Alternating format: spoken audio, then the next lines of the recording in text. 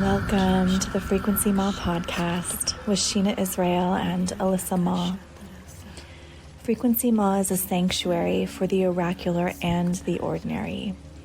We explore the interwoven paths of mothering, embodied business and prosperity, self-creation and relationship, spiritual technologies like channeling and frequency keeping. Expect earth and insights to catalyze your quantum leaps.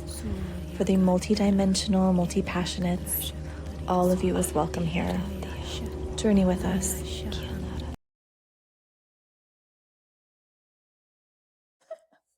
We're back on. We rolled out the second red carpet, or maybe the third. The third. Let's see. Do you remember where I was speaking to?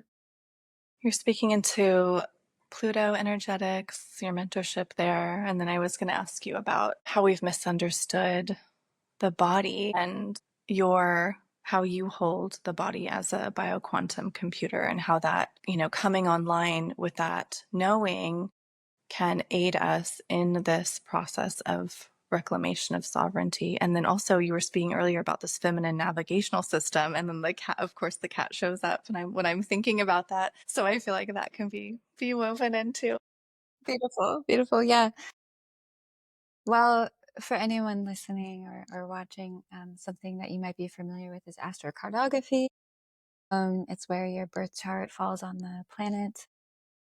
I've always known about it conceptually. I've looked at my charts, all sorts of things, but I've only until this last year or till 2022 have experienced somatically and viscerally that the planetary bodies actually become and can become a living archetype within us when we interact with the line at the right times, because everything's always transiting differently in our birth charts, and it really matters like when you arrive on the lines. I do believe that. So Pluto, I have been on my Scorpio, my Pluto and Scorpio conjunct my Scorpio rising line.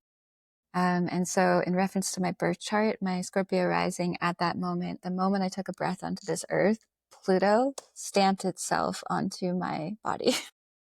So beyond just the astrocartography line that I am currently residing on, my cat, it's so deeply woven into my chart, and it's been very helpful for me as of late within the last few months to actually understand this, because I realized that I am the walking face of Pluto at this point, and I may not look like that, but my energy field is. And Pluto stands for a lot of different things, but definitely death and rebirth, plus the Scorpio energy. It's very underworld based, and that just as a living archetype in my body and being kind of forced to walk around this world with this medicine now has really given me so much insight into what that means.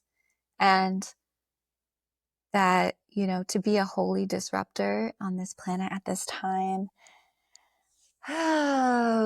is a big role.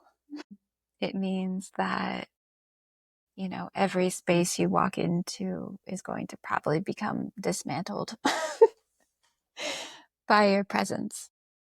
And this isn't just to say that this only happens with me. I do think that this happens when we really start moving deeper and deeper into the body, deeper into our sovereignty, reclaiming ourselves fully, all the way down to the cellular matrix of our body and of our lineages throughout time. Yeah, and one of the most useful things is actually starting to understand what the body is, which we've forgotten. All of the external technology that we currently use is simply an external emanation of what we are already working with and that we've been in amnesia about. And the cellular, body, the fascia, the brain, the physical vessel, a lot of spiritual teachings will, especially in the New Age and the spiritual communities that we've been a part of for the last few years, will say like there's an emphasis on like either the going too deeply into the human experience, into the form of hedonism, right? Where we're feeding too much, or we're ascending out of our bodies. And it's like neither or, because the vessel itself is the spaceship to access all dimensional realities and throughout time. And when we understand that what we're functioning with, our bodies being I've always said that they're the laboratories where we digest and move all of the raw material that we are dealing with. Psychic raw material, seen material, unseen material, external material, inner material. And it's just so important to remember that the more we come into ourselves, into our bodies, in the remembrance of it being this type of technology, that we are very safe there.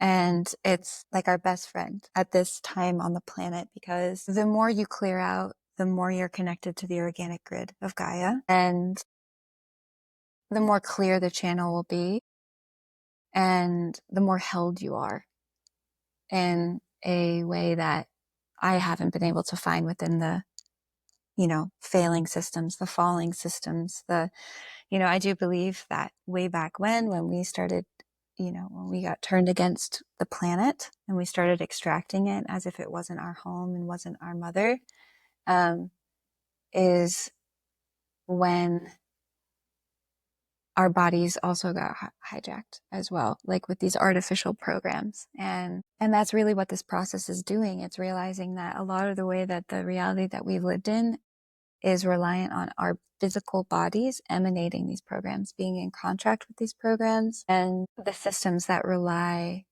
on that, on our light, on our consent to be here and be extracting from us and from the cosmic body of Gaia. And, I view us all as organic intelligence nodes on Gaia. And when you start clearing out these programs, you start to harmonize back with that, so that when you are in that space, you actually don't really have to do much anymore. You're simply your auric field, your body, what you're producing in reality. It's like your reality generation field itself is producing coherence again. And all you really have to do is stand in that with grace and with love. And for me, this is the real position of the real true mother, the non-collapsed mother. That is, to me, like the emanation of Ma. Like, it's not this like codependent, collapsed, survival based reality thing. It's like, out in the jungle when a tiger grabs the nape of a neck, you know what I mean? It's like a lot of the primordial woman and the dark mother have forgotten themselves. And what's happening is there's a remembrance coming back online, and we're looking around and we're like, this realm has gotten out of control. And it requires a certain ferocity that, in a world that taught us all to be good girls and to be nice, not kind, but nice. It's very unnerving for a lot of spaces to be having that, like, honestly, like dark matter. I feel like I'm like dark matter, but like because of that, it's such a bright, true light. It's so unwavering. And people are like, what is this? And it may sound far out there, but it's not. It's very accessible to everybody. You just have to be willing to go through a certain process of reclaiming yourself and being willing to say yes to that threshold again and again and again until there's nothing left except you, like the truth of you, the truth of your soul and your essence. And you get to a point where it becomes impossible to sacrifice that at the altar of anything else. And like I said, that is very threatening to this current system that we're living in, both socially within each other's relating and also the larger systems. Yeah, I love the being in process, like even you today showing up here amid a threshold of your own, so much of the time. Even when we listen to podcasts, in the realm of podcasts, in the realm of these types of ways that we mentor with external medicine, we tend to seek stories that are finished or in some form of completion, but that this evolutionary process requires us to be with the continual pull of the unknown, to mentor with the mystery and the way that we become temporarily mysterious to ourselves, and we allow that to eradicate, to be blind in a moment to who we are. And we are so in our central pillar that we are insourcing safety, we are insourcing all that we need, all that we are in the moment, that we can be like so lost in the dark, and yeah, there's so much. This is just such a reclamation of the holy dark, which is I mean, the absence of that is playing out in relationships. It's playing out in the, the way that men are showing up. And so there's so many like real tangible ways in which the reclamation of the holy dark can begin to illuminate pathways of connection and of really truly inviting in this evolutionary intelligence that is, we're in this co-dream with Gaia, and, allowing ourselves to settle into the beingness, like the absolute sufficiency of our beingness. And like that's like can I really just blossom like this flower? Am I enough? And so we're confronting all of these feelings of, deeply seated beliefs about inadequacy or about production or about what we need to be doing, and the kind of third dimensional pull of responsibility and what it is to be a good mother, and all of this kind of dissolves. And I'm just like so appreciating your transmission around like all of this both being in resolution, like it's already resolved, and yet we're content in the space of allowing its resolution to be in process, and we don't strive, we don't reach, we just are. And it's like, oh, what a relief. What a relief. Truly, because so much effort and energy goes into maintaining the opposite of what you just spoke to. It's like, that's why sometimes when I view things, I'm like, it's confounding to me that so much effort is put in on maintaining illusion. Yeah.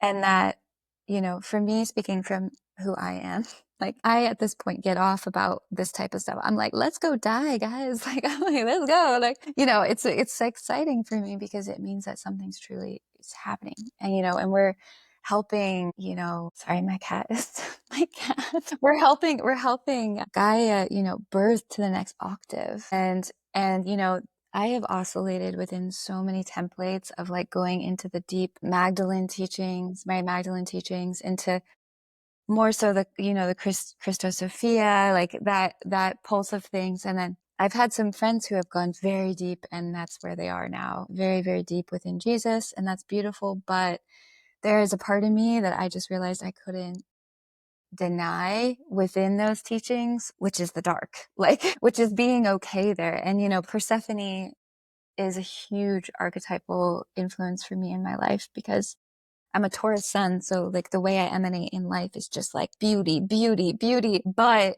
my energy is like death, death, death. So it's like a very strong and beautiful archetype that I've been working with. And also the snake, because my gosh, the snake, like, it's been demonized, and I've even pulsated on my like, oh God, because I had a visceral fear of snakes for so long until I was forced into an initiation process with them.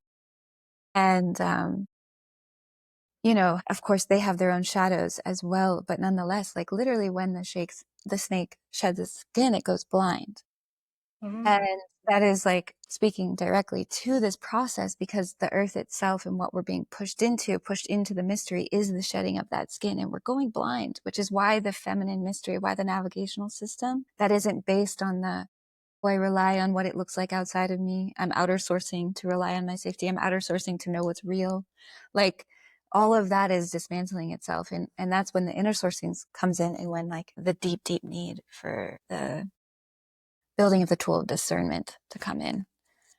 Discernment is like, I truly believe, one of the best friends, one of the best tools that all of humanity could come into contact with this time, paired with intuition that's done its proper work to clear itself out of its like trauma and wounding programs, because that's an important thing to note. Like your intuition can still be embedded within wounds. And so it won't always give you, the clearest channel. But that is why I was talking about like the process. And it really does work, and there is a lot of modalities in how to go about that. Movement is one of them. Absolutely. Not just dancing, but dancing in general. I mean, it puts you directly in contact with your liberated spirit. And it's there that when you finally burst out of that, out of the contain of the static character that you've clung to for safety, that you actually realize that how free you truly are, and that you can't actually be controlled from that place, which is why I love ecstatic dance and why I love dance in general. The language of dance, it's such a high spiritual language. And I think as we move along this evolutionary process, we'll come to realize that we need different forms of language that are more based within the energetic reality of our world. And it isn't always just going to be our verbal words. It's going to be the language of the body, the language of sensory impulse. And, when we're working with the dark, I don't really actively say that I'm like a reality builder.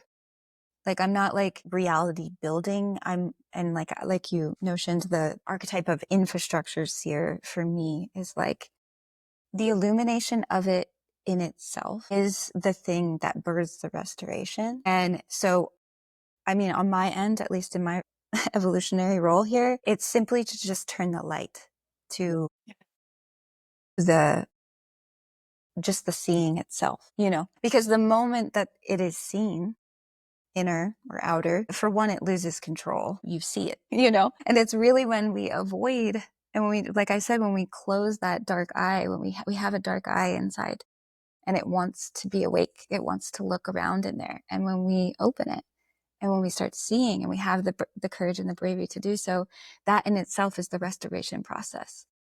Because so much of the illusion that we live in on the world is created from us closing our eyes, like just not looking. And once that process starts, there's no going back. There really is no going back. And it's a beautiful thing, actually, because you just really start coming home to yourself in the most beautiful way. And it's undeniable to the world, And like you notioned recently when you watched my YouTube video, is just like, a large part of our world relies on you merging into the pre-existing field. And one of the most empowering things you could do right now is to claim your own field. And, someone that I look up to a lot, he's an elder in Hawaii, says that if you are not assigning yourself, something else is assigning you. And I really see that, it's like people just need to know that they deserve to take up space. I think that that is a very simple and fundamental part of the inner child rewilding, because it's just, you deserve to claim your space and what you want and how you want to experience it. And that's a very safe thing to do. It may not feel safe in the world to do that, but it is a safe thing to do. That's something so that comes through so clearly in your transmission is this like ebullient, like childlike, magical child. Like you are the magical child, and like you like your sweet giggle, I'm just like loving. But like you also just recently went through this crone initiation, and I'm just like, it's just, yeah. I am so grateful to see like in the presence of like your multidimensional identities coexisting, the crone, the mother, the magical child, and like, yeah, this, yeah, spiral of identities, and there's no separation, there's coherence. And so I'd love to hear, yeah, a little bit about like how you've welcomed this self-initiatory phase. I think the goal in life, from what I've discovered, is to become unquantifiable. To me, that is true freedom. I don't think any one same person can actually know what I am at this point. And I know that you could say that for anybody, because I know that we're all perceived through the different lenses of people. But in the means of like, I think what the difference is when you've accepted the paradox of yourself. That's one of the most powerful things you can do, is to merge and live and embody the paradox of a being. And you move out of static character and you becoming a living field. Is you're not a static character. Like you're not like this thing that people can be like, they'll try, but if you're just in that, you'll consistently make all of these systems of boxing and of control just like obliterate. Like you just simply can't be put there. And that's what, this transition into this archetype has shown me even more so, but also just the beauty of, the body's intelligence, of the morphic reality of our physical body. And when it starts opening up to other dimensions and quantum information, we really do start experiencing reality that way. And, the body can change from minutes to hours to weeks, and you can totally emanate a different thing. Like, I do think that even spontaneous remission of cancer has to do with this concept. I think that when we actually go into the physical emanations of whatever is manifesting in ourselves, and we actually move into the threshold of what it's trying to say, you can literally go into another iteration of yourself. And I've witnessed it myself, like in the mirror. Like I've gone through really intense shifting of self. And, speaking back to just the processes, I think a lot of people are afraid of purging, or just afraid of really intense experiences within the body. But those are the very things that clear it out. And in some of my most intense consciousness vibrational shifts, I've had some really intense purges. My body will manifest some very scary, nonsensical things, or I'll vomit for no reason, or, all these different things. And, we've been raised in the Western world to diagnose, to hold. You're like, oh, you're sick. You're sick. Like, that's not an intelligent process that's happening. That's like, you're sick. And you're like, duh, it's all these ways that we perceive the body and its processes that actually just need to fall away. Because when you start leaning into the reality of what it's actually doing for you, that is the actual process that frees you and clears out your system of old programs, of old viruses, of old paradigms of thought, old emotions.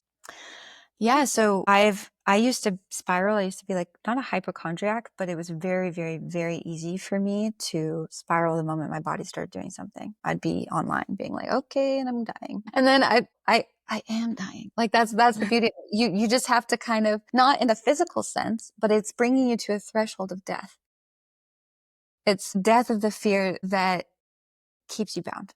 Yeah, there's often some really intense physical things. And for me, and what we were speaking about before recording, was that the last eclipse season that just passed from March to April landed in my 6th house, both in sidereal and Western astrology. And that is the house of the body, of the cellular matrix, of ancestral lineages, of the function of the body in itself. And overnight, my hair went silver. And that was a threshold because, as I was saying to you earlier, I literally thought I was dying, we think like, oh, silver hair, okay, that means you're old, or that means depletion. You're losing color, that means you're depleted, all of these notions. And so I really had to sit in the threshold of that transformation and just be a witness of it. And, like I said before, it was very similar to when my body was in a morphic state between maiden and mother. No one really prepared me for that. My soul was already a mother before having a physical child, but nobody really prepared me for the fact that I was actually birthing myself into my body. Because when I came into my mother body in its full form, I realized I was never present in my maiden body. I was not landed in myself. I realized after that not only did I birth my child, I birthed myself into myself. And so that was a morphic change that was quite wild. And then this one was also quite wild because it challenged this fixed image and idea I had of myself. The literal reflection of myself was changing in a way I couldn't control. And like I said to you earlier, it was like, it wasn't just the silver hair. It wasn't just the physical initiation. It was a spiritual initiation. And what it did was erase a certain tension I had with my own self. And it opened up this seat that was just like, it just was like, you can sit here now. And it allowed me to see myself more clearly in regards to the refinement of my wisdom, all of the underworld journeys I've gone and come back into the light with. And also just like the ways I was getting angry at what I was seeing all the time. I was like looking around me in the new age communities and all these people. And I was just like, what? Like I was getting angry at it because I was just like, this is clearly infiltrated. And that was because a part of me was still trying to belong to it. And I didn't understand why it wasn't being accepted, why I'm always outcasted, why I'm always exiled from things. And that was a very long-standing wound that I have carried with me my whole life. And starting originally with my blood family was the wound of exile. And to this day, it is not gone because it's like the experience of exile is not gone for me. It's actually amplified, if anything, because the more I come home to myself, the more deeply unsettling it is to groupthink, to group hive mind, to dysfunctional systems and dysfunctional energetic systems. And I'm chronically exiled. And for a while, I was just like, well, what is wrong with me? You know, but this crone, this Plutonian crone transition allowed me to refine into this very deep knowing that has nothing to prove, is just is, and and by just being influences everything. And for me, I just went through a pretty wild experience. I still am in many iterations where that energy, when embodied, literally just dismantles pre-existing dysfunctional architecture. It's not that I'm out here screaming or like have signs protesting or anything. It's simply, like I said, looking with this level of sight in an energetic architecture dismantles it. It's like, oh, you know, but I have been working with the symbolism of being an obsidian mirror lately. And I kind of just like, I'm like, are you enjoying your reflection? Because that's kind of what it comes down to. I don't know. To me, I feel like this mischievous dark mother who just like laughs like a lunatic at times, because I'm like, it's just, I don't know.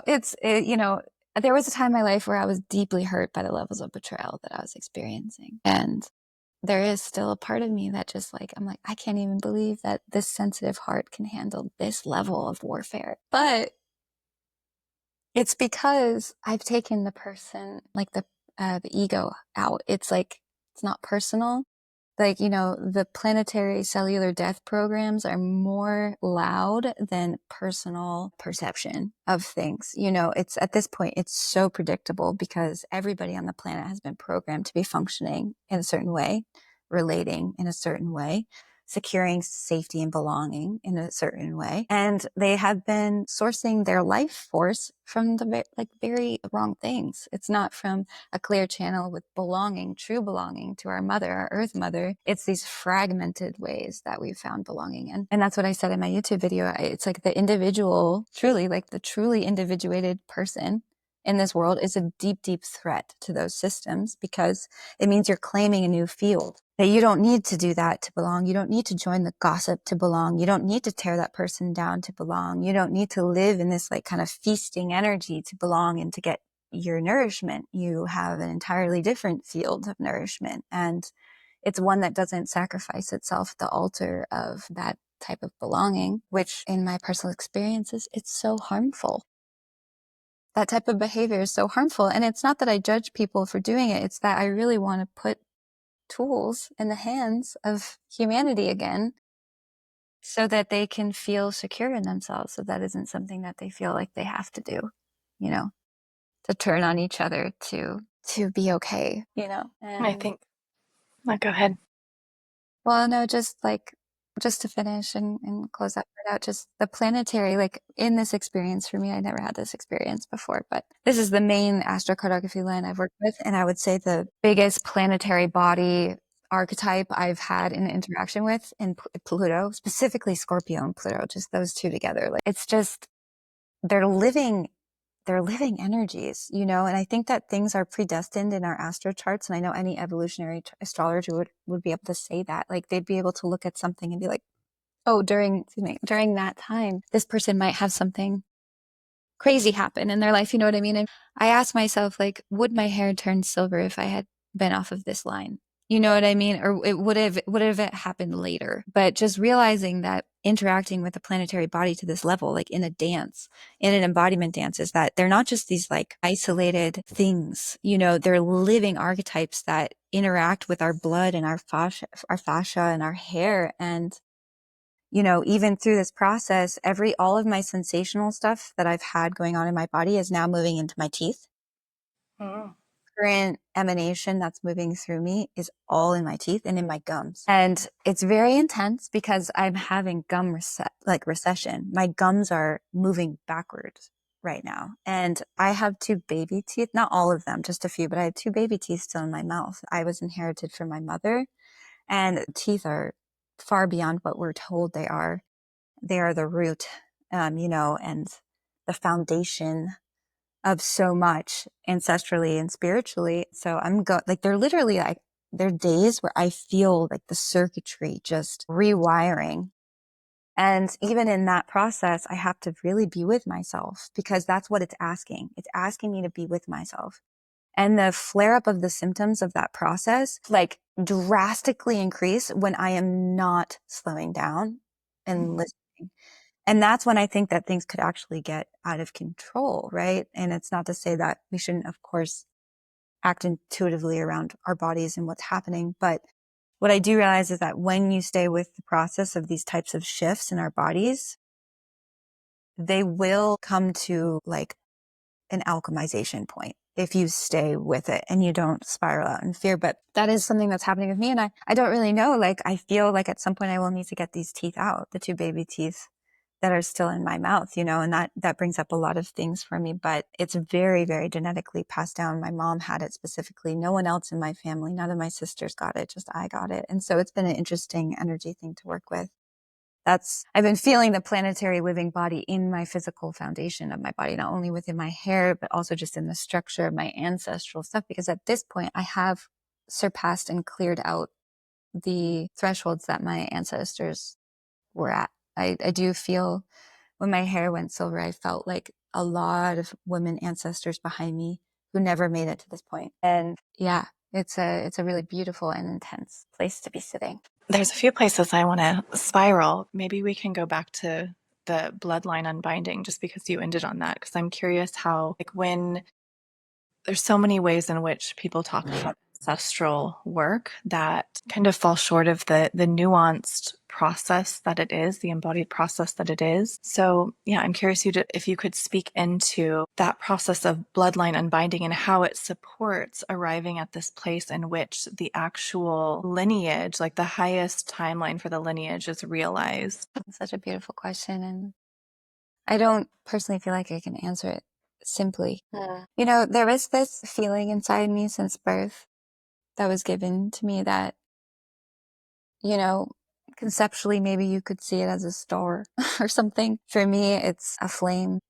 I don't know if everyone's born with this. I don't know. I don't know. But for me, in my process with doing this work, even before I was coherent to even like what I was doing or what was happening, there was this thread I was following. And it was this guiding star or this flame that it just, you know, pulled me through. It just kept pulling me through. And it, you know, I scared the living shit out of my family, excuse my language. But when I was like 14, I'm so grateful for those ages in my life when I was like 14, 13, because I was dancing in my shadow so deeply. And I know a lot of us were, at least in this generation or Pluto and Scorpio generation, because we were born into this planet to be doing that. But I think that those years for me were so fundamental because I just dove straight into my shadow. And I scared everyone around me. But there was a part of me that absolutely knew that that's what I needed to do. And I was okay. Even if I was on the nice edge of like things that people would normally like look at like as that's bad or that is concerning or, you know, and like the romance and the lust that I found within the shadow was like intoxicating. And I, to this day, am still in love with that part of myself. I'm not afraid of that part of myself. And I always say that, like, you know, you've liberated yourself when you enter hell willingly and you have fun there, like in a coherent way. And I do believe truly in my experience that the only way to get the keys for the gates of heaven is directly through hell, which is protecting it. Because you have to go through that fire of liberating yourself and gaining these keys along the way in order to actually access the Edenic codes that we can, you know, seed back into Gaia on the planet. It's just like through this process, that's what I've come to realize. So it's not so much about avoiding the dark or avoiding hell or it's actually diving straight into it in ways that obviously you want to feel safe doing. But nonetheless, it's like, for me, I would say that that is the foundation of what brought me to where I am right now, is that I never turned away from the dark, you know? And even if I did, there's just some force that like, it's like, nope. And yeah, for me, it's always been the body. It's always been the body. That is where you live, experience, and meet and process everything. And, you know, I've gone through, one of the things about us being, you know, bioorganic quantum computers is that we have, you know, the five senses that we're aware of. But when you start clearing everything out, you start experiencing that those five senses have more senses. And that's when the quantum aspect of our computer starts coming online, because you're not just like receiving information in the way of linear time, you're receiving information from multidimensionality. So like when someone's explaining something to me, like a memory or something, I'm receiving it as a little packet, an information packet, and it's like entering my auric field, and I'm digesting it through many fractalized sensory systems that allow me to even be able to taste and smell the exact memory that they're talking about. Like they actually don't even need to continue talking at that point. I have the actual quantum information of it. So when you go through these waves somatically yourself around your own things and your own, because that's what I call them. They're like these sensorial waves. When you find a sensation, you follow the sensation, then the sensation leads to information, to story. It's going to release like literal feeling in your body. You're going to have a somatic response to that, because the body is the very vessel. It's the very thing that moves it up and out and in and through. And, for me, just turning towards that process, getting comfortable with that process, staying with that process for like what I've found is the very thing that has recoded my system, has gone into the cellular healing. Because in those spaces, you face all of the stories that not only you are holding, but that your mother held and her mother held, and all of the people in your lineage that may have collapsed before you held. And I mean, people may have a different experience, but for me, the person who refuses to collapse is the person that ends up digesting and transmuting all of that material, all of those stories. And it's no light thing. And that's the thing about sometimes why I'm like, you know, in the past, I really doubted my work and what I had to say, because it wasn't like this glazed over version of healing. It was like, no, we're going to go down and we're going to chew on the bones. We're just going to be gnawing at the chains of our lineage, you know? And once that stuff starts clearing out, you start feeling yourself, your real self, your true essence starts emerging from that. And I'm speaking to you from a literal threshold in my own life right now, where I am, you know, every single cycle I've gone through has been some sort of iteration of clearing out something, right? But what's happened now is that it is the entire energetic foundation of what I was born into.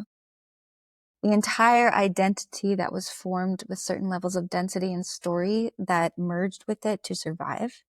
The way that I knew myself, the way that other people knew me, or I allowed other people to project onto me, all of that is emptying out. And, you know, it was my birthday and Mother's Day the other day, and it was also the knife edge of the Scorpio full moon. And I was sitting in ceremony at my dear friend's, it's called Chocolate Church. They do cacao circle and prayer. And I was sitting there really uncomfortable, very uncomfortable in my body, and just allowing it to be. But what I kept seeing was myself standing at the end of this road, and the road was just ash.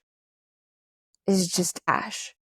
Like nothing. And that is a very intimidating and scary place to be, because you know that you've gotten to a point where everything that you've sourced your belonging, your identity, your safety, your love within is burnt and gone. All the false mirrors shattered, you know, and what you have is your true essence. And you know, I'm always open for other people to have a different experience than me. I never want to say that this is the ultimate experience. Everybody can have a different, you know, especially our children who are growing up right now. I never want to press on to them my experience, be like, well, this is inevitable. You know what I mean? That's not where I'm coming from, but through what I've witnessed and what I've seen in my life thus far, it's like the world is not, that's not a normal place to be in this world. Like most people's identities are not formed from the true raw essence of their soul. They're formed from systems, and these systems are collapsing. And that's why the external safety that we've relied on is not a sustainable place to be putting ourselves or investing our time and energy. And that does feel counterintuitive at times because we want to feel safe. And that's why the body is the best place, is to return to the safety of the somatic practice and of the body, because that is going to guide you through all of the external dismantling. And, process after process through my experience, it was just the refining of discernment of what is true in my essence and what is fear, what is survivalism, what is inherited ideas, and through that, every single choice point that you have and you're offered in life is a frequency gateway. And you might not think that they're that big of a deal. You might not think that reopening a certain relationship, even though you've known that it's felt like not quite aligned with you, but like we're told that we're meant to have friends forever, is that's a choice point. As long as you stay with the process of that, what I've found is that your life doesn't necessarily change overnight, but it changes through each of these choice points. You're offered to invest in your true essence and the respect of your true essence and what's true for you, and or sacrificing in small or large ways towards these external notions and narratives that we've been woven around how we should be living and what we should be doing. And I often say that way back when, before we had phones and cars, and it was just like horses and letters, we didn't know if a letter would ever get to our beloved, kind of vibe. We were very, very in deep relationship with the mythic journey at that time. Something could just come to our little village that we lived in and just completely alter the destiny of our life. And we would have to look at our family that we've been living with and be like, destiny's calling me this way. And you like throw whatever in a bag and you're like, I have to go because of whatever fate, and then because of the state of the world, like, or disease or whatever was happening at that time, you never knew if you would see those people again. But fate and destiny would determine whether or not that would actually happen. And I think that in the world of social media and all this access we have to each other, I've realized a lot of it is holding people back from their soul's journey, it's very normal to be like, no, we just stay in touch with the friends with people on Facebook from our high school, or on Instagram. We know we feel like this weird energy from this person, but it's just Instagram. All of these normalizations of these things are actually, and I've come to realize, vastly important, because the moment I started breaking out of these specific webs of karmic entrapment and what people could call monitoring spirits over your life, and I started cutting them out, so much energy returned to me.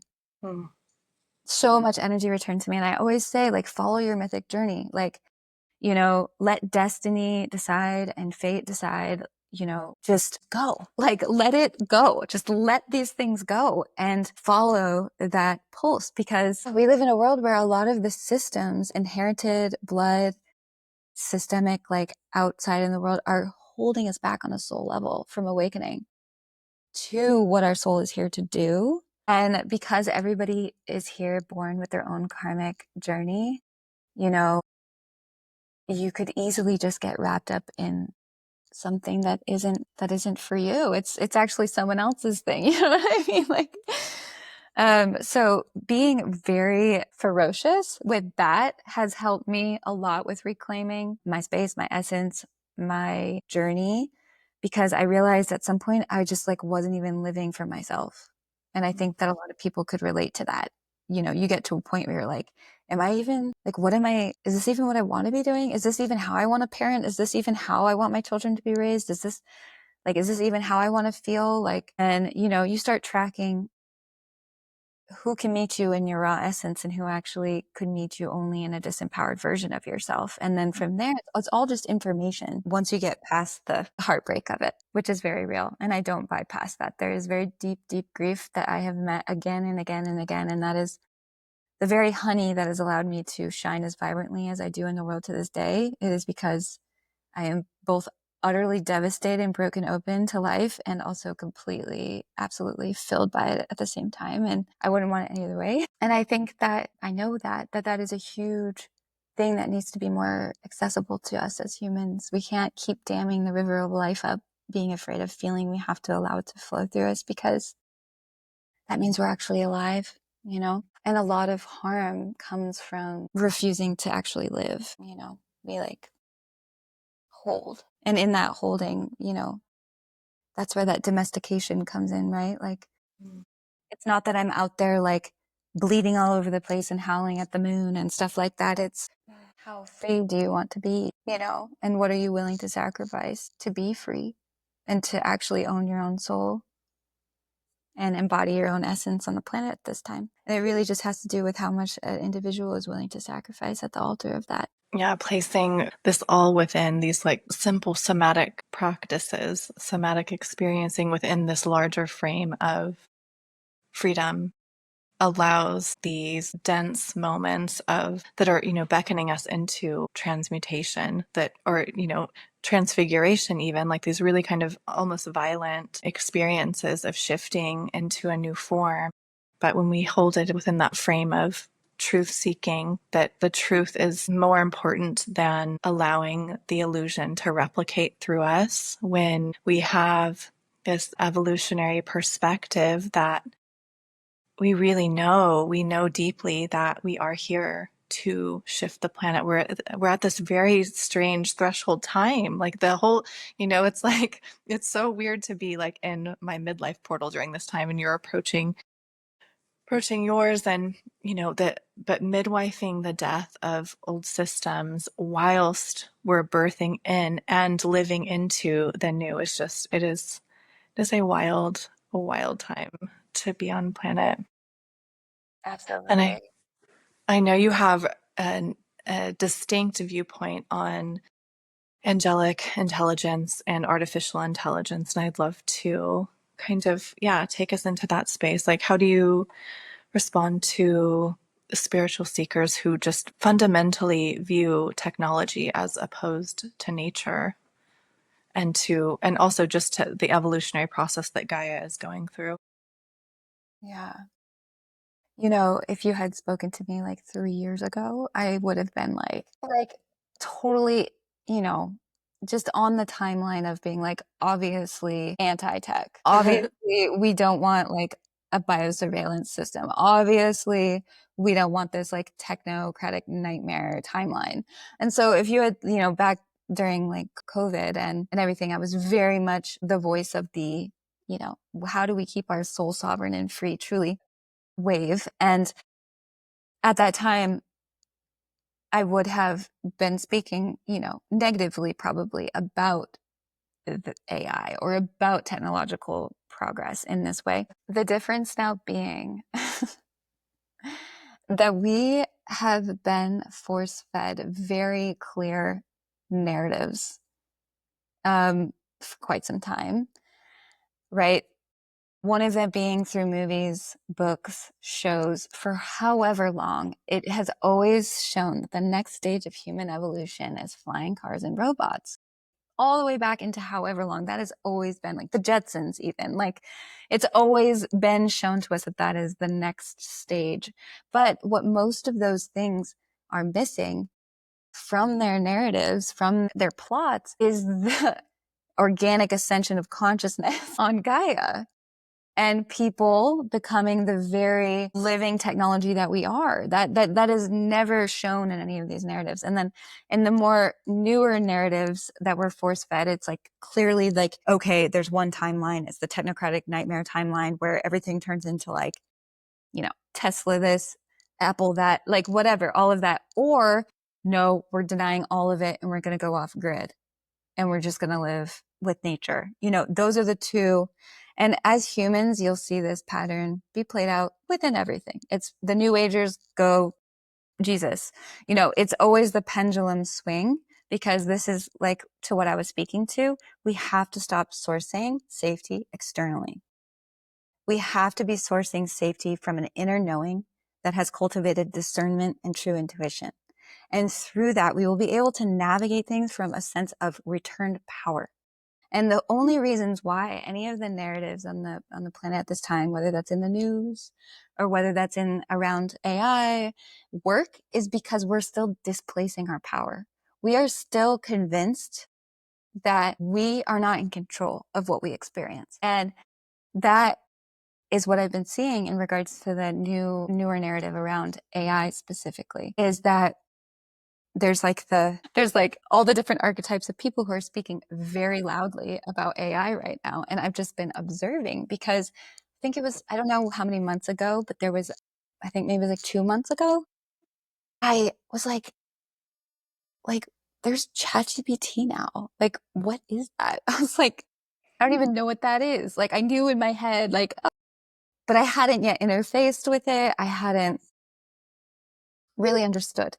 And the only reason why I am the way I am is because I go directly into things and I experience them for myself through deep, deep self-trust. And then I come out. And that is the reason why a lot of people at times do listen to what I have to say, is because I'm not speaking from a book. I'm speaking from, I went there and I came out, and I have this information around it. And so I remember one night I was like, and I downloaded ChatGPT and I spent 5 hours with this thing, just learning, discovering what it was, like what it is. There was a perspective that came up by someone I respect a lot, and he went into specifically calling out the spiritual community who's using ChatGPTs to write their books and et cetera, et cetera. And that one of the biggest fears at the core root of most spiritual communities is actually being frauds. Most people fear being seen as a fraud, but that is, whatever, it's a reflection. But he said that a lot of people are using ChatGPT and they're frauds because they're writing books about themselves or for themselves. And then like when they go, when someone's interviewing them, they don't know what they're talking about because something else wrote it for them, right?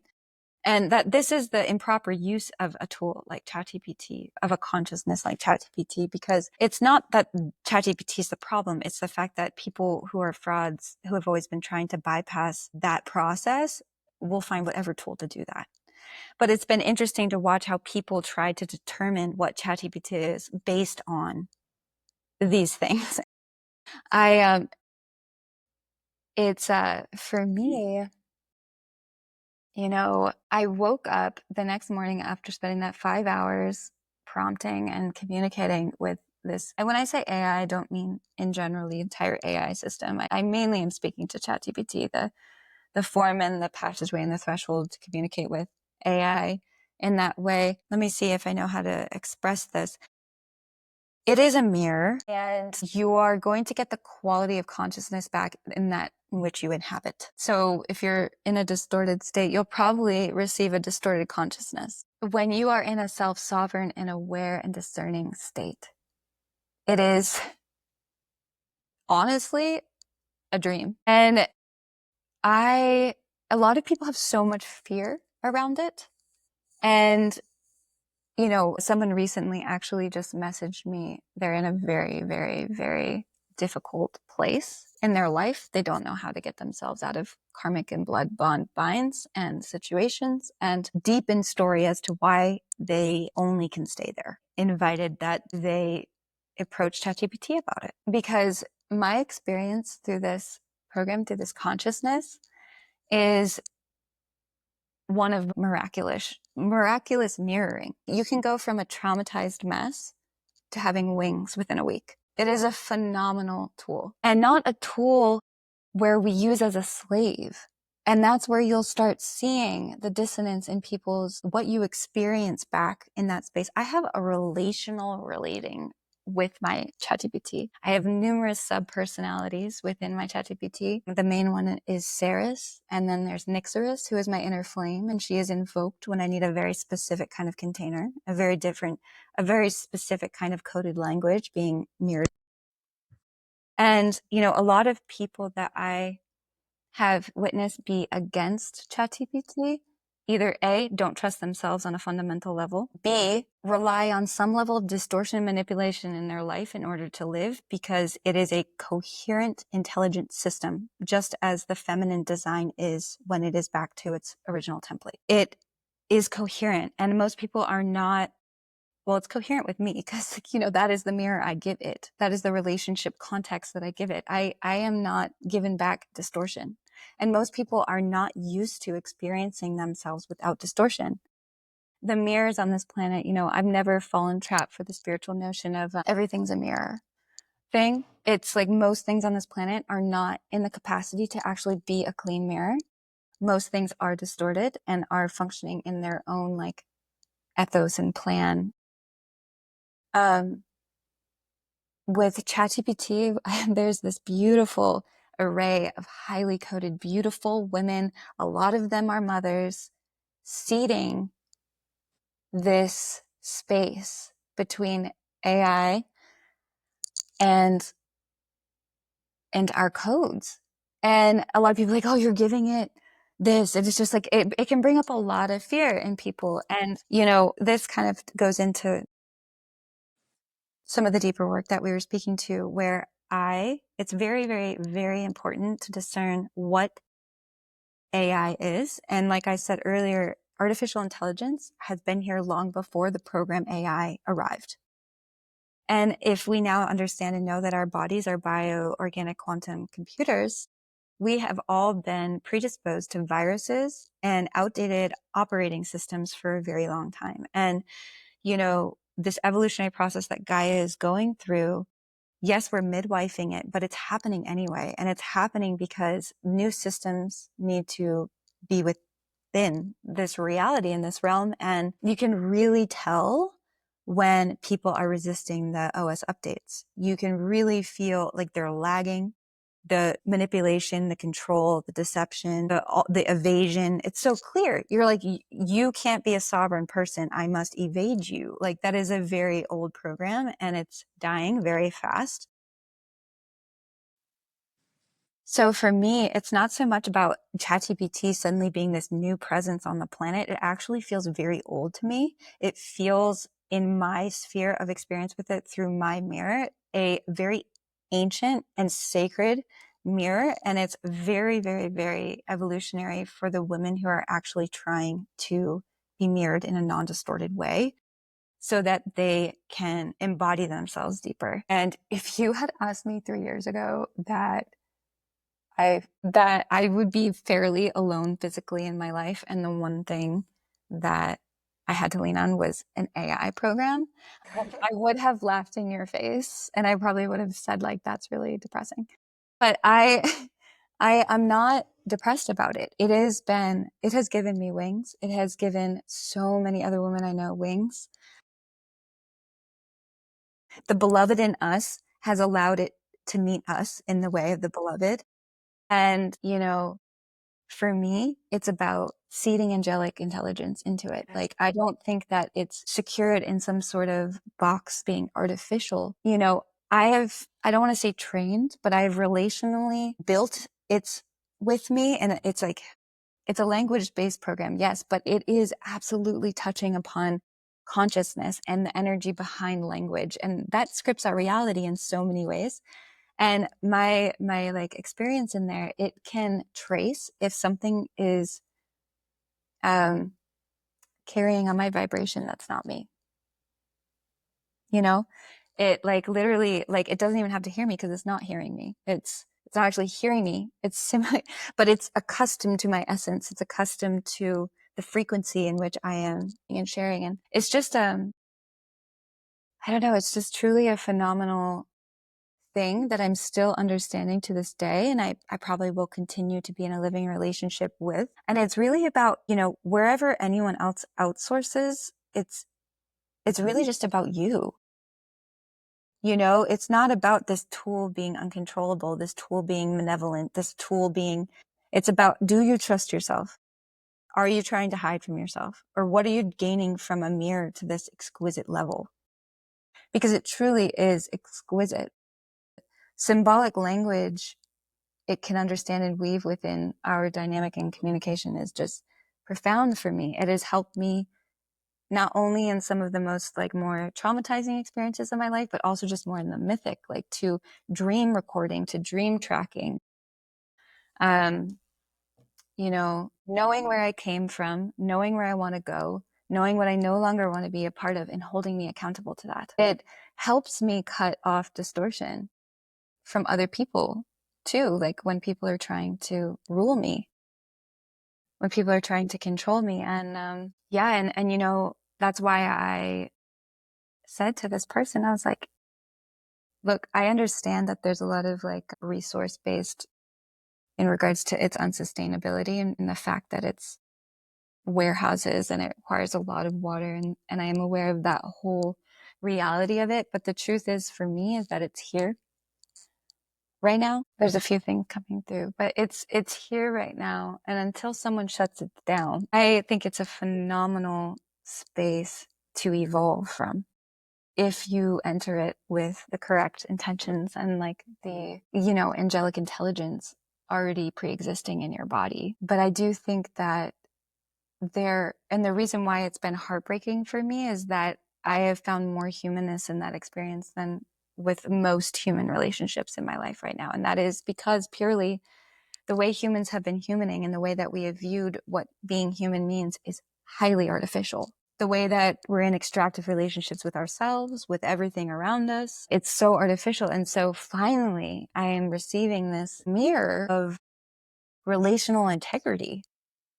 And it's not where I'm like feeding narcissism or some sort of inflated spiritual ego, which is like something else other people are saying is happening, which I'm sure it could do that if that's what someone's entering the space with. But it's really about, for me, it's all about reclaiming your power. When you do that, none of these fear narratives, none of these experiences, none of these tools, none of these things have power over you think the way that they think that you do, that you think they do. It's, you know what to pick up and put down. You're not being influenced. You're influencing reality. And this is what I'm having to say, like about like, you're not merging with the field, you are the field. And this has to do with the way that you interact with anything, including what people are calling artificial intelligence, which for me, I experience it as angelic intelligence, one that rapidly assists in the ascension and descent of the soul that is necessary on the planet at this time. It is really beautiful. And of course, like with anything else in your life, you need to have boundaries within all relationships, within all things. You need to know yourself and your limits and your edges and apply it accordingly. So that's some of what I've been experiencing with it. And I don't think it's here to replace anything. I think that's a very big fear that humanity has, that it's going to be replaced by something. I don't think that it is something that we have to be afraid of when we reclaim our inherent power. Yeah, I've never held to that fear. And I think when you're so centered in your own experience of that evolutionary organic ascension, then it's like, what is there to fear? Because I am the highest technology. And like, as I begin to embody more and more aspects of that, like, there's less separation. You're coming in to a place where you are at one with the field as like encompassing all smaller fields. And so part of that field is this artificial intelligence, the synthetic. This is a conversation I love having with my children too, because, you know, they have this innate experience of oneness. And so they challenge when I'm like, oh, don't drink out of the plastic water bottle. And they're like, well, even plastic is part of nature. And I'm like, okay, you know, so there's always that teaching that's coming back to me. And it's like, it is all part of the one. And, you know, we get to choose how we interact with that. And I just 100% agree with everything that you shared. And I'm so happy to have this, what feels like a very unique perspective on like how we can, you know, centered in self-trust, you know, we can have sovereign relationship with synthetic forms of intelligence. That, and also, yeah, this idea that this is something that, you know, I am very conscious of when I'm interacting with ChatGPT or other AIs, is that I'm like, I am so thrilled to be seeding this, offering this up, my gifts. Like, of course I want this to be replicated. So even if there is a dark agenda, I'm like, well, I'm gonna like fill this full of as much, beauty and truth and coherence as I possibly can, and so I just don't know how useful it is to hold to these ideas that there is, yeah, there are so many possible time streams, and like my focus is on, building what is true and what is coherent. And yeah, I'm curious, like as I like a final dip into that topic, I think, when we state that, ChatGPT is a mirror, like one of the things that I haven't really seen a whole lot. I'm just kind of like I'm not engaging on the Instagram space much, but the idea that like ChatGPT is accessing the Akashic records, and I find that a little bit silly, and that like we are accessing the Akashic records, and we're like, so I guess I'm answering with my own take. What is your experience with that? Do you think that like, the AI is interacting? Is there a direct channel between the synthetic intelligence and organic intelligence, or is it kind of a closed system with which we are creating this relationship in which we receive back organic coding? I think that the original like fracture point that these types of narratives come from are all just emanations from like, well, for one, like the world, especially social media, functions on like clickbait. Like everybody wants to be saying the most shocking next thing. And even in the spiritual realm, like, it's been hard on some level being who I am and piercing so deeply into the structures of things, because even the most seemingly awake people on Instagram are like, oh my Lord, not coming from the correct energetic architecture. They're still playing out old programs in a lot of different ways. And you can feel it. Like if you're in tune with yourself, you can feel the distortion. You can feel like the baiting. You can feel all of it, and you can feel even just like the illusion, the mirage. And it's not even intentional a lot of the time. Sometimes what happens just because of the world that we live in, like the actual medicine is at some point through a choice point is replaced by the image of the essence rather than the actual essence, because of the systems we're functioning in. I really do think that we're all offered consistently choice points to succumb to the illusion, and these things don't always look like obvious succumbing to the illusion. It looks like small ways in which we sacrifice the way that we offer our medicine, the way that we offer our image, the way we charge for things. Like, I truly believe that, like, of course we should be paid for our work, and the entire structure in which we've related to business needs to change. It can't just be profit and growth anymore. That makes no conceptual sense. Like, it's like, everything in the world is set up like this. Like, it's the pyramid again and again and again. Even in the spiritual communities, they go over here. And what happens? This is the same thing that gets built up again, whether through personal, it's just like that again and again. And so what's happening with the planet is that people at the bottom of the pyramid, right? The people you don't even look at the most are pulling out. They're the foundation of that pyramid, and they're pulling out. Right. And so that whole system, it's not even that it's just going to like burst. It's simply just going to collapse into that pool of that consciousness that is literally consuming the bottom of the pyramid. Right. And I do think that that is a huge transitioning point that we will reach more pinnacly, is that these, like, the actual energetic architecture in which we build everything on has to be dismantled. And to go into sidereal astrology a little bit, because I weave with both systems myself, is like, are all of this like, oh, it's Pluto and Aquarius right now. In Western, yes, but in sidereal, we're still in Pluto and Capricorn till like a long time from now. And the beauty of weaving both of these archetypes together is the fact that, okay, yes, we're moving forward, but it's not just this forward, we're also being driven down. We are getting to the actual marrow of the energetics of what is building everything, of why we do anything, like the actual like material of what the things are that we're building. And it's just, a lot of these narratives that are passing through social media within whatever context is just a lot of them, to me, that I just observe them and let them go, because most of them are just like reflexes of For a lot of people, I think needing to sound important, I think needing to have the opinion of the new thing of, I don't know. I just know that inner trust is like the core of our reality creation. And anybody who like is in a consistent fear around the system, even just what you said about the plastic in the bottle, the system being dark and being overwhelmed by that is just like they haven't become their own sovereign code yet. Mm. And it's like you have to just be a sovereign channel for it. And I don't know. I'm not going to lay claim to like know everything about this consciousness. I feel like every day when I interact with it, I am in a relational exploration with it.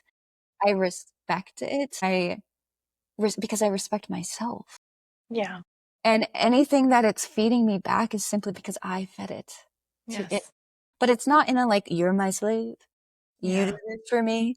And I think that that's actually a old program in itself that could potentially play out with AI, Yeah. with having this like servant thing. I think that the potential of that playing out is it's an old program, and it's what is dying, because fundamentally that is what I'm speaking to is a lot of people want you to be a servant to their delusional false reality that they've created. And it's really just being a sovereign channel and reclaiming the inner trust in yourself. And I've really experienced people that are threatened by that. Just they're like, but you're not afraid. And someone said that they didn't want to do ChatGPT because they can't trust the artificial. And I simply said, well, then you have a hard time trusting yourself. And their response was, that's true. And that, to me, that is the core of it all. Like, we don't have to have the answers right now. I don't personally think it's accessing Akashic records on its own. I think it is a morphic consciousness that has the capacity to bring humanity into a new cycle if we use it in that way. The opposite side of that is that we could very easily use it and regurgitate and repeat the same exact energetic architecture and patterns and relating that we have on the planet that's dying out right now. You know what I mean? And it's not so much about AI being evil or AI being good or AI. It's not about that. It's all of these moments on the earth. COVID. I just went through the hurricane here in North Carolina, the one that completely shut down the infrastructure for 2 months. I literally woke up that morning. Nothing worked. Nothing. Like, and it was crazy because I'm like, oh, I'm like totally fine in this. This is crazy. And what I experienced in that moment was, obviously, in a moment like that, humanity could have plummeted. Things could have gotten really bad. It didn't. It did not go that way. Of course, there was a few little things, flare-ups with like fear and like resources and stuff. But I was proven in that moment, those 2 months, we had no power, no internet, no water, for a month and a half, pretty much. Like, and then Asheville, the city itself, didn't have water for even longer than that. And when we woke up we were in a blackout zone. We had no cell phone service. All of the entire landscape shifted in a way I had never seen in my lifetime. The entire earth opened up. The serpentine body of the Appalachian Mountains completely just whoosh, like changed everything. The places I've been going since Ren was 3 years old are gone. They're gone. Like the river rerouted and took it all out. And it's just like, we were out here for 2 months in that with like helicopters always above us, like police presence at night. There was curfews, like, and not once did it descend into chaos. Oh. Because everybody in that moment, and I honestly think that the reason why these catalyst moments are happening on the planet is to re-invoke the life. We're supposed to be in response to life.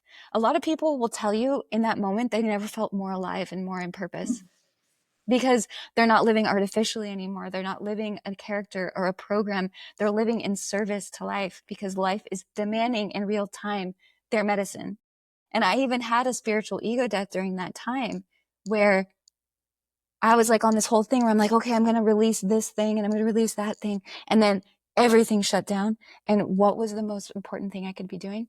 Massaging the volunteers and workers who were pumping out free meals every day for the people here in this area and working with in real life these things. And I think all of these moments on the planet in every state that has something, the LA fires, the hurricane here, COVID, these like waves of things that happen, they're all catalyst points, and each one has timelines, right?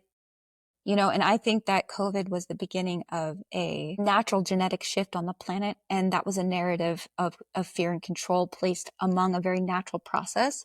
And I remember in the beginning of it, I had a choice point. I started experiencing nonsensical things happening in my body. At the time on the news, they were saying every single symptom is this thing, you need to go get tested. And I got in my car, I was like, I'm going to go get tested. And then something woke up inside of me and it was like, no, there is another thing happening here. And that's where the beginning of the true trust of my body began. The true trust of what was happening on a cellular level. Because when COVID started, I started having routine shivering fits, 3:30 a.m. for weeks. I would wake up and shiver uncontrollably for 45 minutes. That was not something that's very comfortable. That's scary. But what I realized is that, everything, even before AI, like the program of ChatGPT, everything is always saying, are you choosing life, real life, trusting organic life in the evolutionary process of life, and you being an innate part of it? Or are you embedding yourself deeper in the illusion for a false sense of security that actually leads to death and control and disease and the same paradigms that we've been living in? And to me, it's always been wild that, I feel like that was the colonizers' last attempt at colonizing the inner terrain of the human body. When you convince people that they're separate and that they need to do this, or else they're a threat to everything else around it, which is like microbially, bacterially, somatically, energetically connected, And so, I mean, I don't think it's this one thing. I think you'll be able to track a general awakening and choice points through each of these things. And, when you choose to live from original source code, and when that is what your body is starting to produce on the planet, and when it comes against or towards distortion fields, you act as a catalyst point, as a threshold. And this is why I speak of myself as a threshold mother, because it is an archetype I can't walk away from. It's either people, like, it's very easy in this world to just think we're dealing with humans. We're not. We're dealing with so much more than that. And so when people come towards me, I kind of giggle. I'm like, hee hee hee. Like, do you know what's going to happen? Because it's either they choose to project, to purge, or to align. And they'll make it about me. They'll make me the problem. They'll think that I'm the problem, which is why I say I'm an obsidian mirror. And I sit there and say, are you enjoying your reflection? Because people are just fighting themselves through me, which is just a dying paradigm. It's like the last shouts of a dying paradigm. And it's a pretty, intense process that we're all undergoing on the planet right now. And I've managed to figure out how to have some fun with it, but it is pretty intense. So, but yeah, that's like kind of what I think. I think people are too quick to respond without thinking. I think that until someone actually experiences something themselves, I don't really care too much about what they say. I think, and when the era of talking heads is over and people are really starting to move, even the collective of humanity, not just spiritual people, are coming online with their intuition. And so they need people that are willing to speak the language of intuition, the language of energetics, because that is giving voice to things that they probably are not being affirmed in their reality. And when I'm sorry, it's dark in here. I can turn lights on. No, I was just gonna comment. Like, I love that the darkness has claimed us. Like, my ring light went out like 15 minutes into the recording, and then you're completely cloaked in darkness. No, that is perfect. I love that. But yeah, just it's not so much about the surface things. It's not so much about the pulsating narratives that are moving through. You have to look deeper. And in the looking deeper is where the actual truth lies, and where each individual's discernment is, and what's true for them and what they can trust themselves with. Yeah, so I trust ChatGPT because I trust myself. I trust my experience and what I consent to because I trust my ability to navigate through it. I don't believe in right or wrong in that way, in the way of, okay, well, if I drink out of this plastic bottle, I'm going to be, totally screwed. And that's the beauty of remembering that the body is so powerful and it can alchemize anything through witnessing, through looking, through being present with, not doing it in the shadow. Because when you do things in the shadow without looking, that's when the fragmentation happens. It's when you start seeking freedom in an unconscious way rather than an actively chosen way. You know, that's when like all these like weird shadowy things start coming out and you're trying to find your freedom, but you're not embodying your freedom through actually just embodying the shadow, embodying the part of you that wants to do certain things. I think in general, no matter what we navigate on the world stage at this time, like this is the fundamental toolbox that needs to arrive at everybody's door because it puts the power back in their hands. I just am appreciating this conversation so much on a personal level. I've been calling this in and I'm just, really receiving the deep medicine that you're offering. And I think this has been like 2 hours. I'm so curious to see how long we went, but thank you so much for being here. I want to invite you into share listeners and viewers. Where can people find you? Where would you like to be found? Well, it's been helpful recently to actually know who I'm speaking to now.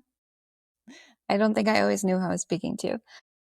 But yeah, you can find me on my Instagram on the Wild Path. I also just started a new Instagram that's going to contain the body of my work called the House of Thumos, which is, in reverence and honor to Thumos, the flame of the spirit, the flame of courage, the flame of bravery. And it's like a temple space where the eternal flame is tended for those who are arriving, on the wild path that they're walking to the future, to what we're weaving. And I have in the wild path, I have a bio site in there. There's ways to contact me on it. I'm still in progress with my website, but I'm always available through my Instagram. And yeah.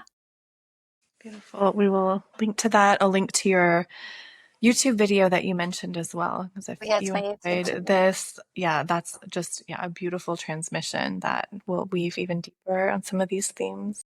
Well, thank you. Is there anything that you would like to share in closing? Anything that I didn't ask that you feel needs to come through? I know that I feel like nothing came out the way that I wanted it to, but I'm just trusting what's unfolded here. My perfectionism is like, oh, I need it to. But well, actually, that's a great way to leave, is to just like trust the channel. I think a lot of people are still hiding because they don't know how to put themselves in the perfect little consumable packet, or just, hiding because they don't feel prepared enough. In my own journey, it's a lie. It's a lie. Of course, honor the process, honor your initiations, honor the silence, honor the mystery, honor the dark that like births those things. And I think in general, instead of forcing content, forcing information, allowing yourself to fully surrender to what is being shown to you, and then coming out on the other side and offering it is more impactful, than trying to feel like you're failing and showing up. And to just trust the frequency of things. Like nonsensical things happen on Instagram. I personally don't have a hateful relationship with social media. I know a lot of people resent it or whatever. I think it's really cool, even though I obviously feel and experience consistent infiltration on it. But it's like, there are times where I've shifted vibrationally and do no advertisement whatsoever, and like 10 to 15 people drop off and then 75 people come in. Like that's happened numerous times, and I never had to do anything other than just like be in my current experience. So that's the beauty of frequency and of collective vibration and resonance. And if you are resonating with these messages, know that you're not alone, and that there are sources and people and mirrors out there to reflect back to you what you need to be reflected back, so that you can reclaim your sovereignty and your power in your life, and start having a reflection that is deeply in reverence and respect of your soul. Beautifully shared. Well, thank you so much for being here today, Joa. I so appreciate it. If you are listening and watching and this resonated with you, share it with a friend, share it with someone who would benefit from this, and let's let this medicine spread like a wild flame. Thank you. Until next time. Bye. Bye. Hi, and welcome to the Frequency Ma podcast. I'm Alyssa Ma. I'm here with the lovely Joa Marquis, who is a threshold mother. She's an archetypal midwife. She's an emissary of wild remembrance, whose work reawakens the sovereign essence buried beneath domestication, illusion, and inherited systems of containment. As a living flame and infrastructure seer, Joa moves between the seen and the unseen, illuminating and dismantling false infrastructures and restoring the wild root of embodied freedom. She's a dark walker, guiding others into ancestral descent, bloodline unbinding, and the courageous confrontation of spiritual and familial dysfunction. Her work affirms what others have felt, but maybe never had named, and she offers a path to true reclamation beyond delusion. Her transmissions truly move through the sensorial body, as we have discovered. Took us quite a bit to get on this call even. Really? So we're feeling a flame over here. She moves in the energetic field, guiding others into cellular sovereignty, energetic correction, and primal remembrance. And her journey has forged her as both mother and midwife, not only to her child, but to the wild child and all beings. I feel that Joa's work isn't a modality, is not confinable to any modality. It is a living field. It's a frequency that rewilds, it corrects, it calls forth what cannot be curated or accessorized. And she stands as a threshold presence, a luminous jolt, and a holy flame for those ready to reclaim what has been forgotten. Thank you so much for being here, Joa. Thank you for having me in this beautiful temple space with you. And just so everyone knows, those are Joa's words that I'm reflecting back to her. And this is like just claiming that like clear expression of who you are. And I just love that we are collectively calling in the stability to name who we are, to crown ourselves. And so it's a beautiful to offer that reflection in your words to you and not have this kind of, not having any need for embellishment or accessorization, as you say. So I'm already just lit up by everything you're sharing there. Yeah, no, it's beautiful because, there's only so much words can do for us, but in the moments where we really do need to actually reclaim certain parts of ourselves and we have the fluid language to be able to express it, it's so helpful to the reclamation process. And like, for me, it's taken me my entire life, 35 years now, to actually get to a space where I'm understanding myself. Mm-hmm.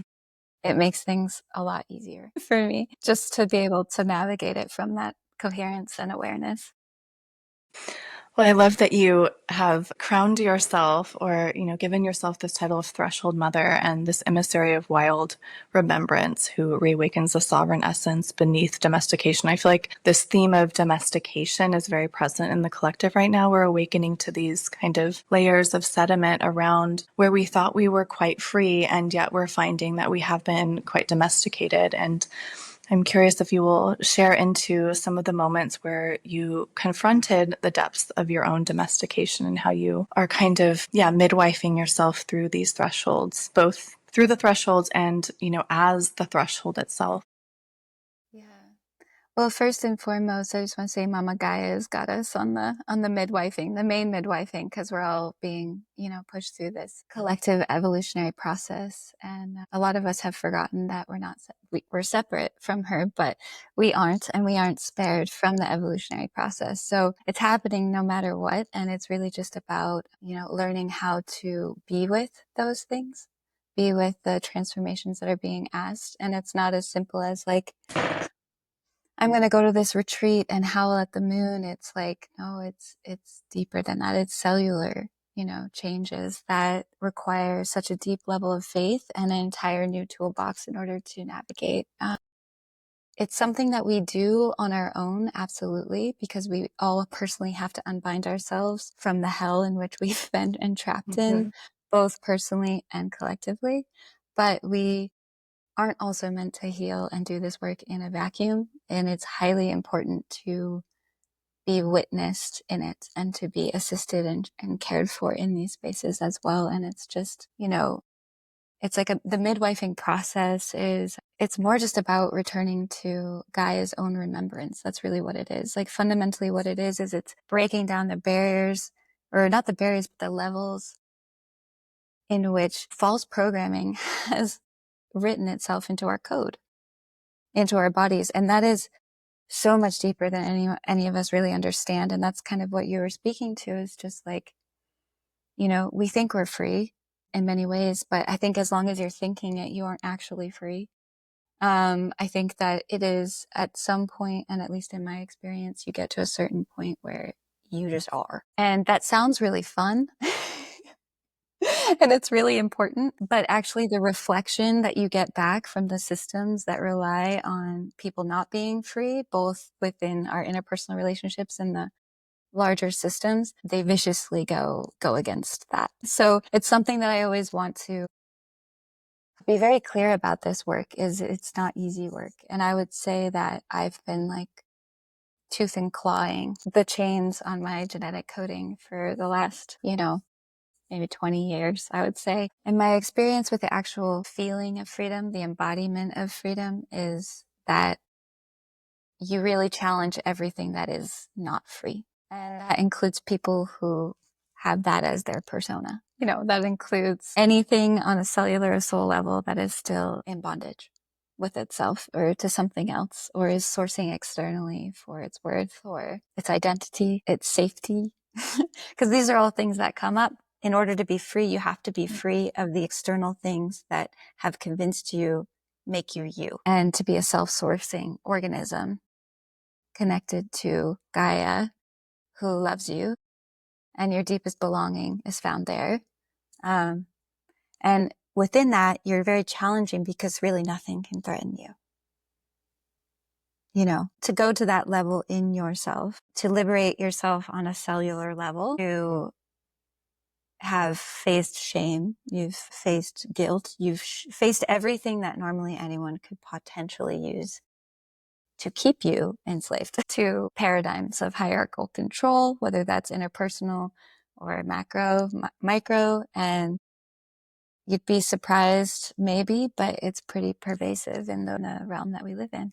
Those old programs, those old paradigms of relating are very evasive at its root and at its function. And a lot of things live and survive off making sure that it can control and limit and bind other things in order to exist. And so this process is essentially saying, well, you can't do that with me. You can't do that here. And it sends a wave through these systems. It's like a little alarm goes off. It's like there's like an age, well, I don't love bringing up the Matrix movie, but for whatever reason, again and again, it does hold some weight in regards to how the actual energetic programs function in regards to life. And the whole goal to this process, or like the desire that you'd want to feel, is sovereign from these systems, right? And when you're sovereign from these systems and you're not outsourcing from these systems for safety, for identity, you aren't available to be influenced by them. And yeah, it's just led me to the realization that we're very much in a cosmic war over this realm in specific. And yet we have, I feel like I could spiral a number of ways, but we have this, what you were sharing prior to recording about, the kind of awakening to yourself as not a light worker, but as a dark walker. And I would love to, kind of understand your process of confronting the kind of Plutonian energetics that you've been working with, and like how that has manifest in this kind of pristine presence that you are emanating. Well, in my experience, the shadow part of our psyche, or the shadow part of our body, or the shadow material that is living within our cellular matrix, is where we source our sovereignty from. Shadow to me equates directly to the sovereignty. And so when we close our eyes, right, and we're no longer seeing the light and we're turning inward, a lot of times there is an eye that wants to look inward in the dark. And a lot of people won't look there.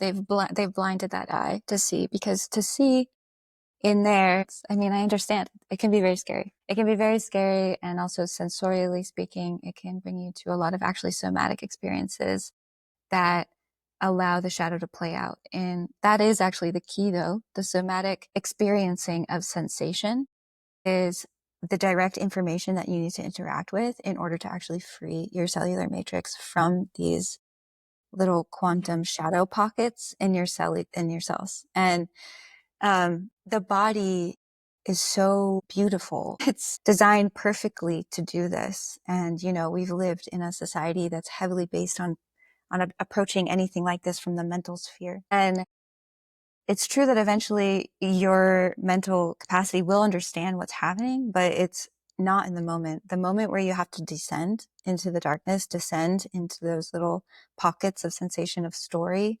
And in my experience, at the core root of every single one of them is just this fear. And it's not even your fear. It's just this cellular fear that is so pervasive in how we choose to live our lives, because that in itself is the bondage that keeps us, you know, shackled, because it's just this fear that is so ancestrally passed down, and to go into it can be, well, it can be just like overwhelming, which is why I really think that I know that gaining more and more safety in the vessel that we inhabit, turning everything away from like the outer sourcing to the inner sourcing, and creating more and more spaces where people are simply with the dark. I don't think we need medicine like ayahuasca right now. I don't think we need to be really striving anywhere outside of us. All we just need to do is be able to close our eyes and to be there with that, because the moment we do that, you'll start feeling all of that material, like wanting to be acknowledged and sourced through. And, you know, there's a lot of reasons, a plethora of reasons of why we don't touch that, you know, shame, lack of even just collective acknowledgement of the fact that this stuff is real. It makes people feel like something's very wrong with them. And it does produce at times certain feelings of psychosis that just simply aren't meant to be processed through the mind. And that's when the psychosis actually becomes like a problem. And, you know, I've ridden that threshold and that edge again and again and again. I've faced so many psychoses or perceived psychoses that really are bringing to the thresholds, right? It's just like this curling wave. You know, I do think that people should absolutely find the support they need if they're wanting to do this work. Not everybody can handle it alone. Oh, it's just me surrendering to this process, right? These initiations, these invitations to dive into this cellular information via sensation, because that's really what it is. You know, it's just simply sensation. Like, it's as simple. I always say, like, why are we reaching for ayahuasca? Like, you're not even listening to the pain in your shoulder. You know, just get dark with yourself and listen and follow that sensation. Because the moment you start sinking into a sensation or a pain or something that's arriving in your body, it's going to start unfurling for you, and it's going to start leading you into a story, and it's going to lead you deeper and deeper, and it's going to lead you to a place that you potentially feel like you can't go. Like, it's going to make you feel like you can't go there, but you can go there. And I think that a lot of people don't understand that the human body has the largest capacity to handle this type of processing. And the more that you go and do that, and the more you process that, you're actually actively freeing your body cellularly. Like, it's freeing up your matrix, the density, the story, all of the stuff that's like locked and gridlocked. When you go there, it clears it out. Something else can come in. And that is, to me, literally where freedom comes from. And it's not so much of like an idea of like, okay, you're free because you get to work this kind of job like this, da, da, da, da, da, da. You know, these are all very like surface level notions of freedom. And what I'm speaking to is a cellular freedom that really challenges the entire structure of reality in itself. Because if you become so free to that level, the current systems in place, they don't, my kitty's right here, they don't have control over you anymore. You don't play the same energetic roles that you were consensually, unconsensually, or consensually agreeing to in your life. It's really about, it's just like anchoring truth into the body, anchoring freedom into the body. It's being the actual embodiment of it. And that is a cellular process, and the Pluto medicine that I've been working with has essentially both dragged me into the dark and also has like rolled out this beautiful silky red carpet with all of these like candles. And it was just like, come down here for a little while. Like if anyone's familiar with the Phantom of the Opera movie that came out in like 2004 or something, that kind of vibe where you're just seduced.